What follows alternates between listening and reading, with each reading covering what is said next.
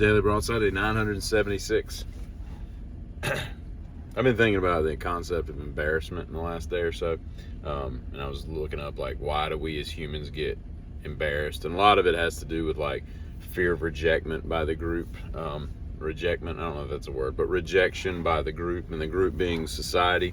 You know, there's this social construct of norms that we, all seem to mostly prescribe to or accept. And then we do something dumb like walk into a glass door or fall in a hole.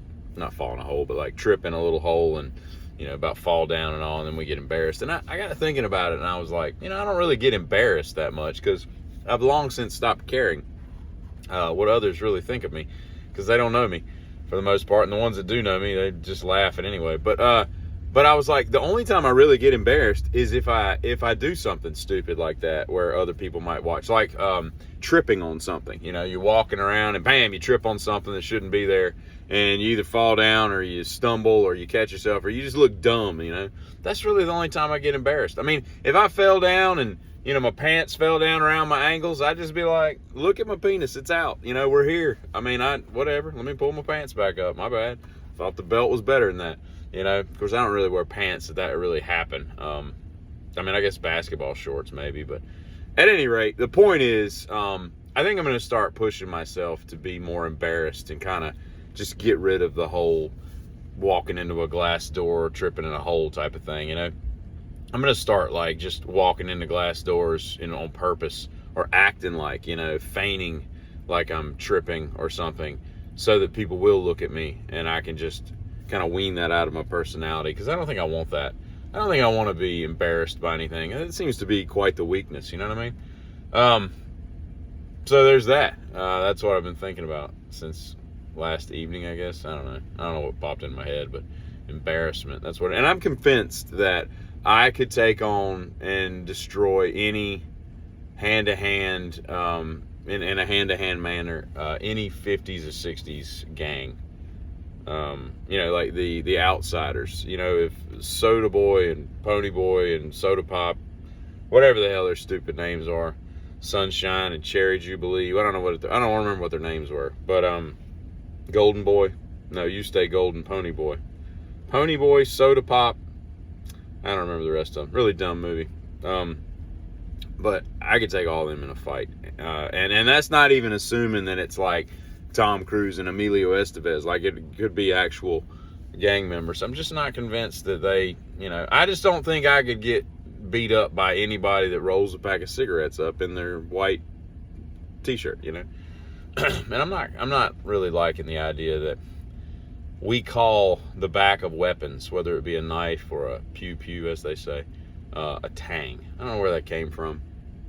I think it was stolen from some kind of Chinese sword, and they just stole the name and applied it, but that's a dumb name, When you get in the nomenclature of a firearm, when you first start shooting early in your life, and they're like, and this is the tang, this is the part, the back strap, and I'm like, why don't we call it the back strap then? The tang sounds dumb.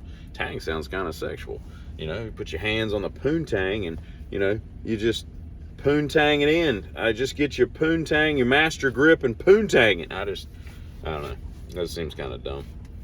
And, there was, how you always hear, like, oh, I bet he's got a bunch of dead hookers in his basement or in his crawl space, where it's kind of like a joke of people that are just kind of weird and out there and, probably got some weird proclivities in their private life. And they're, it's always the basement or the crawl space. And I got to say, I think I got a basement.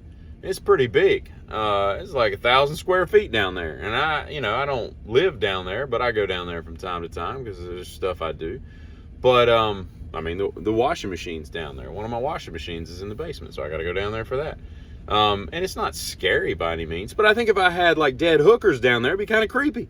You go down there and you flip a light on. I remember one time about 3 in the morning, I got a tour of a funeral home by a guy that had picked up a body and brought it in.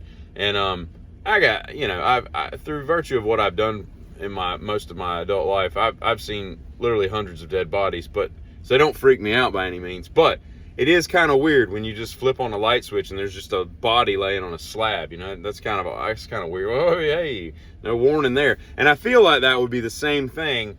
If you if you just flipped on a light and there's all these dead hookers piled up in the corner. I think I'd rather just leave them on the main floor and just get used to them being around. Now, I'm not suggesting that anybody have dead hookers, or dead anybody for that matter, stowed away in your house, unless somebody passes on, kind of like an Ed Gein thing, and you're just kind of like, what do I do with her? Do I call the authorities, or just dig a hole in the backyard, whatever?